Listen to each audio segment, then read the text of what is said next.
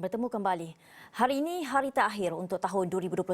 Hari ini juga masuk 2 minggu banjir luar jangka telah mengheret warga kita bergelut memulihkan serta membina semula kehidupan, terutama mereka di 8 negeri yang dilanda banjir. Sebagai penutup tirai tahun 2021, Esok Awani di ambang tahun baru membawa anda melangkah ke tahun 2022 dengan semangat bangkit semula membina kehidupan lebih baik. Di talian ketika ini, Presiden Persatuan Pemeriksa Fraud Bertauliah Malaysia, Datuk Seri Akbar Sattar, untuk kita berbincang mengenai reset membina semula kehidupan.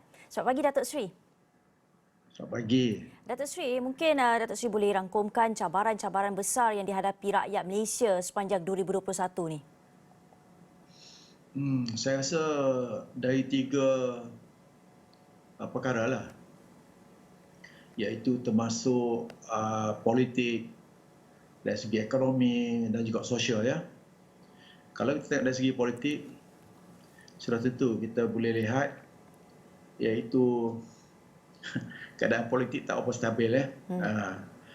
Yang pertama saya rasa disebabkan kita tidak ada iktizam politik lah yang ikhlas untuk memastikan bahawa kita pegang parti ataupun pemerintah negara adalah demi negara, tetapi kita lebih kepada kepentingan sendirilah untuk kita mengekalkan status quo kan. Yang kedua, kalau kita lihat dari segi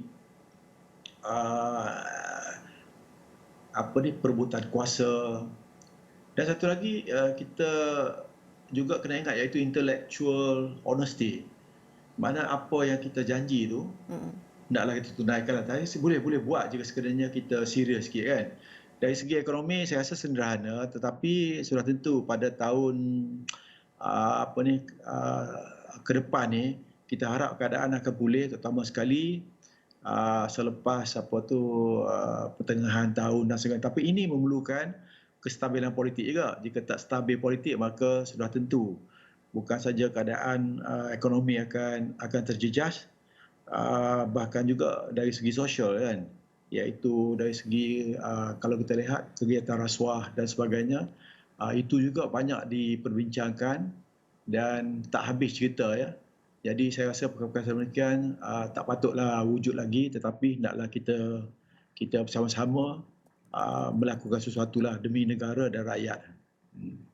Ya, Datuk Seri, kalau kita lihat daripada awal tahun 2021, sebenarnya pelbagai konflik dan juga tragedi yang berlaku di negara kita yang mencetuskan pelbagai reaksi daripada rakyat. Bermulanya dengan ketidakstabilan politik, misalnya hashtag rakyat untuk rakyat, kemudiannya pandemik yang berlaku dan juga ketidakstabilan ekonomi itu juga mencetuskan pelbagai hashtag yang menunjukkan rakyat lebih juga mungkin lebih berkorban ataupun lebih banyak bangkit untuk membantu sesama kita. Dan bencana banjir dilihat sebagai satu kemuncak mencetusnya gelombang kuasa rakyat menerusi NGO bangkit membantu, dan ini secara tidak langsung sebenarnya telah mewujudkan defisit kepercayaan kepada pihak berkuasa.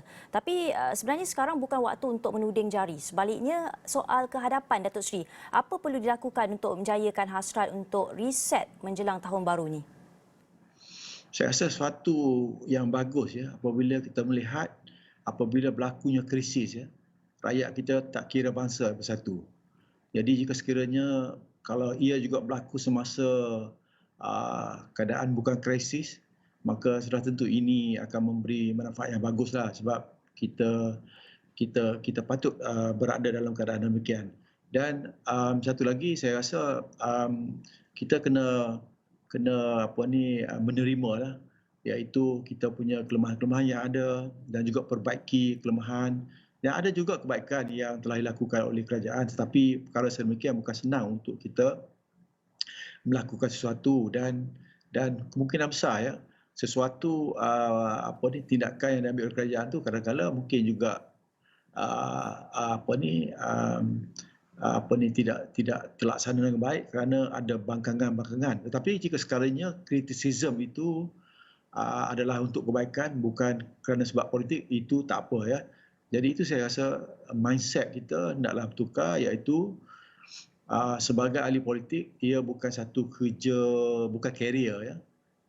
Ia merupakan lebih kepada untuk memberi khidmat rakyat. Jadi maknanya untuk jadi ahli politik, terutama sekali selepas GE15 ni, saya rasa fikir-fikirlah. Sebab di negara kita ini bukan senang untuk jadi ahli politik. Sebab demand daripada rakyat itu adalah begitu besar sekali dan mereka ingin melihat sesuatu keadaan dan juga ahli politik ini lebih membantu memikirkan isu-isu negara, memulihkan keadaan politik yang tak stabil yang menyebabkan kita ekonomi kita terjejas dan juga masalah sosial kita pun terjejas. Dan juga tidak terkecuali Datuk Seri usaha memerangi rasuah itu. Bagaimana sebenarnya jangkaan indeks persepsi rasuah CPI untuk tahun hadapan ini?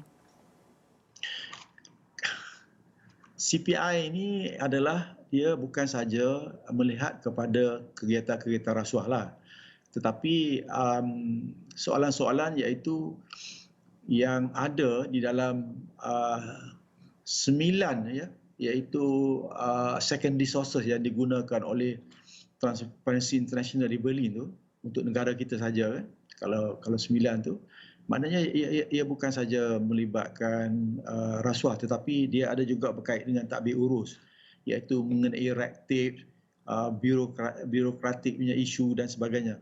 Jadi satu lagi ialah demokrasi pun dilihat juga iaitu ada soalan-soalan yang demokrasi sama ada kita keadaan negara itu sebuah negara itu demokrasi dipertingkatkan dan juga tidak ada perkara yang melanggar terlalu melanggar dari segi demokrasi dan sebagainya. Satu lagi ialah kebanyakan daripada negara yang tinggi yang bagusnya CPI ini mereka ni lebih selain daripada demokrasinya bagus tetapi lebih menggunakan expenditure dari segi kesihatan lebih.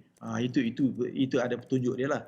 Selain daripada itu dari segi undang-undang iaitu dana politik dan juga akta lompat parti itu pun perlu kita lihat supaya keadaan CPI kita dapat dipertingkatkan. Itu juga ada juga faktor-faktor seperti freedom of information juga mempengaruhi sebab selain daripada freedom of information ni iaitu whistleblower iaitu sesiapa saja yang memberi maklumat maka sudah tentu ia mesti dilindungi dan kita kena ingat ialah CPI ni walaupun menggunakan secondary sources tetapi interview mereka dilakukan terhadap elit business bukan kepada orang biasa. Jadi ini adalah antara cara-cara CPI ditentukan iaitu ditentukan oleh elit bisnes. Maknanya jika sekiranya keadaan politik kita tak stabil, tak healthy dan ekonomi pun tak berapa kuat dan juga terjejas dan masalah sosial, masalah rasuah, masalah tadbir urus sebagainya, ini akan memberi kesan dan juga mereka mungkin memberi markah yang rendah kepada kita yang menyebabkan CPI kita akan jatuh. Jadi saya predik tahun ni lah iaitu CPI pada tahun depan yang akan dilaksana yang akan diisytiharkan pada bulan Februari Saya rasa akan jatuhlah disebabkan keadaan politik, sosial dan juga ekonomi. Termasuk juga faktor-faktor saya nyatakan tadi lah. Jadi ini patut kita perbaiki supaya kemudian nanti kita dapat perbaikilah kita punya CPI. Baik, terima kasih Datuk Seri Akbar Sata, Presiden Persatuan Pemeriksa Fraud Bertauliah Malaysia. Kita harapkan ada satu sinar baru buat Malaysia pada tahun 2022.